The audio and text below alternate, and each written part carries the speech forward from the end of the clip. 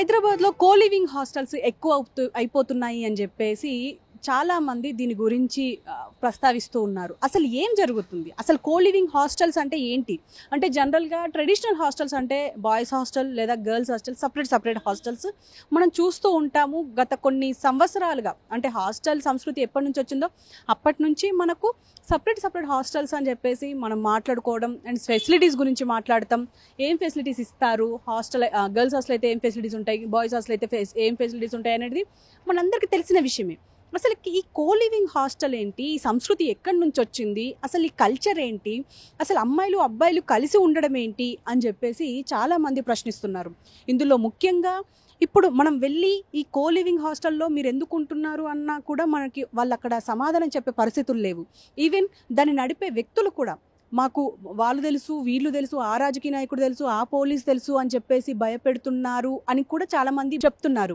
అంటే అసలు ఏం జరుగుతుంది, అసలు ఈ కోలివింగ్ కల్చర్ ఏంటి అని అంటే దాదాపు అంటే జనరల్గా ఇప్పుడు ఓయో రూమ్కి ఈ కోలివింగ్కి పెద్ద తేడా లేదు అని చెప్పేసి అయితే చాలామంది మాట్లాడుతున్నారు. అసలు అమ్మాయిలు అబ్బాయిలు కలిసి ఉండడం ఏంది అని అంటున్నారు. అంటే జనరల్గా మనకు కొన్ని సంస్థలు కొన్ని హాస్టల్స్ని మెయింటైన్ చేస్తాయి. ఆ హాస్టల్స్ ఏంటంటే ట్రావెలర్స్ కోసం, అంటే సోలో ట్రావెలర్స్ కావచ్చు, లేకపోతే జనరల్ ట్రావెలర్స్, సోలో ట్రావెలర్స్ అయినా నార్మల్ ట్రావెలర్స్ అయినా టూరిస్టులకైనా ఈ హాస్టల్స్ కొన్ని ఉంటాయి. అందులో కోలివింగ్ అంటే నార్మల్గా కోలివింగ్ ఉంటుంది, జనరల్ హాస్టల్స్ ఉంటాయి, అంటే బాయ్స్ హాస్టల్ గర్ల్స్ హాస్టల్ సపరేట్గా ఉంటాయి.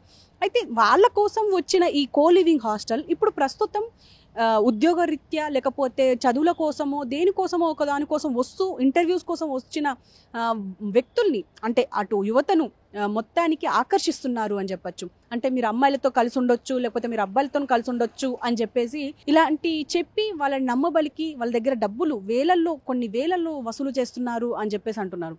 జనరల్గా మనం చూస్తూనే ఉన్నాం. అంటే ఇక్కడ హైదరాబాద్ అంటేనే ఎక్కడెక్కడి నుంచో, అంటే ఒక తెలంగాణ ఆంధ్రప్రదేశ్ మాత్రమే కాదు, ఇతర రాష్ట్రాల నుంచి కూడా వస్తూ ఉంటారు, ఇతర దేశాల నుంచి కూడా వస్తూ ఉంటారు.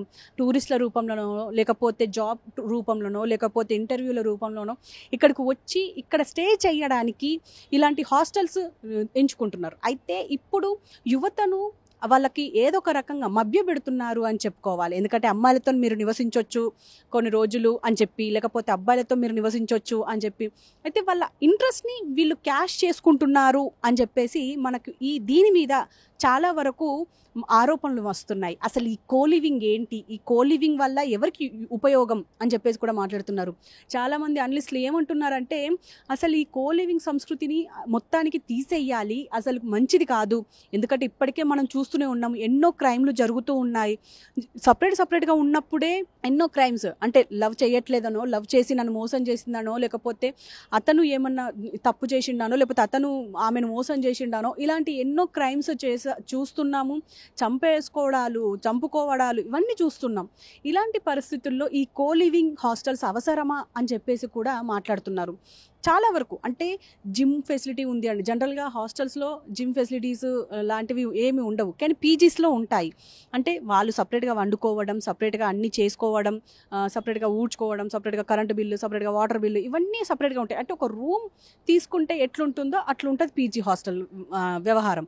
కానీ ఈ కోలివింగ్ వ్యవహారం ఏంది, అసలు ఇది ఎక్కడి నుంచి వచ్చింది, ఈ సంస్కృతిని ఎందుకు ఇంతగా తీసుకొచ్చారు అని చెప్పేసి మాత్రం చాలామంది మాట్లాడుతున్నారు. అయితే చూడాలి మరి అసలు మనకు ఇప్పుడు ఇక్కడ మనం మాట్లాడించే ప్రయత్నం చేస్తే మాత్రం ఎవ్వరు మాట్లాడడానికి సిద్ధంగా లేరు. అసలు ఏం మాట్లాడతామని అంటున్నారు, కొంతమంది అయితే బెదిరిస్తున్నారు. సో ఖచ్చితంగా దీన్ని ఆపాలి, దీన్ని ఖచ్చితంగా ఇది అసలు ఈ సంస్కృతి మంచిది కాదు అని చెప్పేసి అయితే చాలామంది మాట్లాడుతున్నారు. సో చూద్దాం మరి దీని మీద పోలీసులు కానీ, అంటే రీసెంట్గా మనం చూసాము కాంగ్రెస్ నేత విహెచ్ హనుమంతరావు కూడా మాట్లాడారు. విహెచ్ చెప్తున్న విషయాల్లో ఏంటంటే అసలు ఈ సంస్కృతి ఎక్కడి నుంచి వచ్చింది, అసలు అబ్బాయిలు అమ్మాయిలు కలిసి ఉండడం ఏంది అని చెప్పేసి కూడా మాట్లాడుతున్నారు. అంటే విహెచ్ఏ దీని మీద ఇప్పుడు స్పందించారు, రేపు ప్రభుత్వం కూడా స్పందించాలి అని చెప్పేసి అయితే అనుకుందాం. ఎందుకంటే ఒక పక్క ఇటు ప్రభుత్వం కూడా మంచి పనులు చేస్తుంది అని చెప్పేసి చాలామంది నమ్ముతున్నారు. కాబట్టి ఖచ్చితంగా ఈ కోలివింగ్ ఈ సంస్కృతిని ఆపాలి అని చెప్పేసి అయితే కోరుకుందాం. ఒక పక్క పోలీసులు కూడా దీని మీద ఒక నిఘా వేయాలి అని అనుకుందాం. ఎందుకంటే మనం చూడొచ్చు ఇక్కడ పరిస్థితులు చూస్తే మాత్రం చిన్న స్పేసుల్ని కూడా కలిపి కట్టుకుంటున్నారు. కొంచెం స్పేస్ ఉన్నా సరే దాంట్లో ఇరికించి మరి ఒక ఇల్లును కట్టేసి అది కోలివింగ్ అని చెప్పేసి కట్టేస్తున్నారు. అంటే మనం దూరం నుంచి కూడా చూడొచ్చు, అక్కడ పక్కన ఇంకొక బిల్డింగ్ కూడా కడుతున్నారు మొత్తానికి, అక్కడ చూడొచ్చు. అదంతా అంటే ఆ గ్రీన్ మ్యాట్ కనిపిస్తున్నది కూడా కొత్తగా కడుతున్నారు. అంటే చిన్న చిన్న ప్లేస్ కనిపిస్తే చాలు, ఒక 100 గజాల ప్లేస్ కనిపిస్తే చాలు, అక్కడ ఒక పెద్ద బిల్డింగ్ కట్టేస్తున్నారు. ఆ బిల్డింగ్లో కోలివింగ్ అని చెప్పేసి 3 షేర్ 4 షేర్ లేకపోతే 2 షేర్ అని చెప్పేసి ఇట్లా క్రియేట్ చేసి మరి పెడుతున్నారు వాళ్ళ కోసం. దాదాపు జనరల్గా మనం చూస్తూనే ఉన్నాం, హాస్టల్ ఫీజులు 5,000 నుంచి స్టార్ట్ అయ్యి 10-15,000 దాకా ఉంటుంది. ఇక్కడ మాత్రం 20,000 నుంచి ఫీజులు ఉంటున్నాయి అని చెప్పేసి అంటున్నారు. అసలు అంటే వాళ్ళ చాయిసే, అఫ్ కోర్స్ యూత్ వాళ్ళ ఇంట్రెస్ట్తోనే వచ్చి హాస్టల్స్లో, ఆ కోలివింగ్ హాస్టల్స్లో ఉంటున్నారు.